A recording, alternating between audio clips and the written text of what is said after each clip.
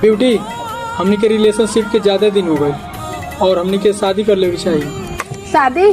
तू सोच भी कैसे लेला कि हम तुझसे शादी कर ले? तू पागल हो का? तुझे पता ना होगा कितना हम प्यार करेला। मुझे तो फर्क ना पड़ेला कि तू हमसे कितना प्यार करेला। अरे यार, तू हमारा साथ ऐसी कैसी कर सकेली? जब तू हमरा साथे कर सकेला तो हम काहे ना? मतलब हम समझनी ना। तो के पता आज हम बहुत खुश हिला। हम शादी खातिर अपने घर वालन के मना लेनी और ये उ लोग भी मान गई। तू तो मना ले अपने घर वाला के, हम किसी मनाई?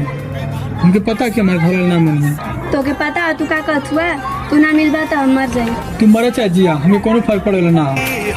ओके, वो और ना हमारी बहन रहे। हमारा मन तो और दिल दुखाल ना रहे, सबक सिखाल रहे जन तू हमारे बहन के साथ कैले रहा। प्लीज ब्यूटी जी, मुझे माफ कर दो। गलती माफ कर जला, अपराध ना। तब प्यार